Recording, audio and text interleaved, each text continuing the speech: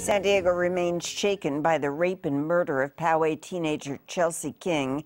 At his arraignment on Wednesday, John Albert Gardner III was accused of the killing and pleaded not guilty. He is a registered sex offender.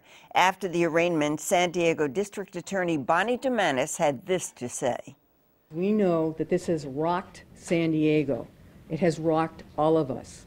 And as we move forward, we need to move forward and wrap our arms around this family and begin the process of bringing this defendant through the justice system and holding him accountable for the death of Chelsea. KPBS reporter Amitha Sharma is covering the story and joins me now to give some detail. So, Amitha, what are the specific charges that John Albert Gardner III is facing? John Gardner is charged with murder as well as the special allegation of murder while committing or attempting to commit rape. It's that last allegation that gives prosecutors the option of pursuing the death penalty against him. They can also ask for life without parole if he is tried and convicted. There's some deliberations that need to take place within the DA's office before a decision is made. Chelsea King's family will be consulted. In an informal, unscientific poll of local lawyers regarding this case, they say this is a slam-dunk death penalty case. Slam-dunk death penalty. So what was the mood like in the courtroom during the arraignment? Heavy, very quiet. The sadness, the grief of Chelsea King's family, of this community, was palpable inside that courtroom. The proceedings themselves went by very quickly.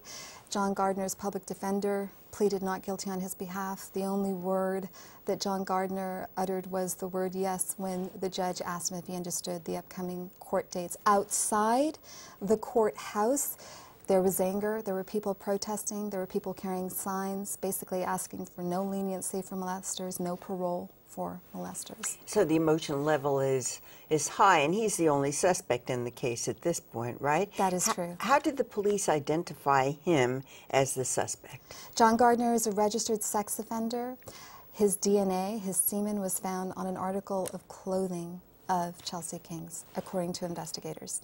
So you said he's a registered sex offender, and of course that's been much in the news. What was he previously convicted of?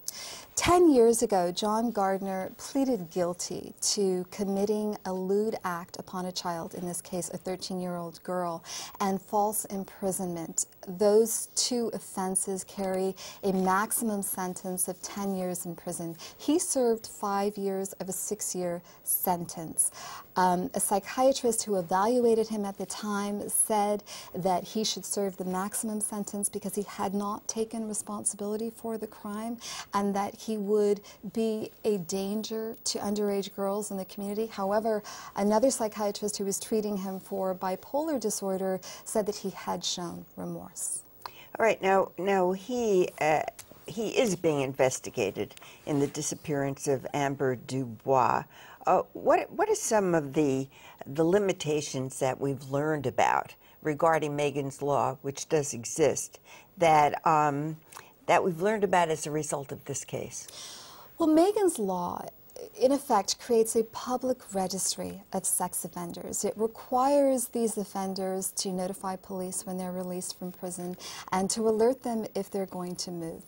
In the case of John Gardner, on the Megan's Law website, he is listed as living in Lake Elsinore. In November of last year, he was listed as living in Escondido.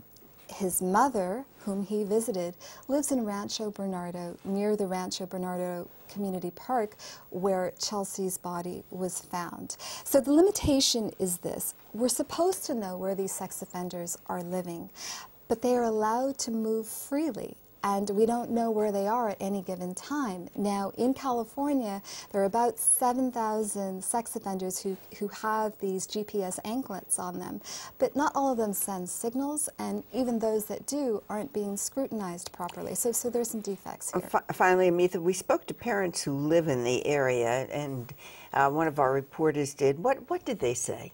They are angry, they are frustrated, they feel like Megan's law, Jessica's law, which prevents sex offenders from living within 2,000 feet of a school or a park, are worthless. They are not protecting people, children, from crimes like this. Okay, well, thank you very much, Amitha Sharma. Thank you.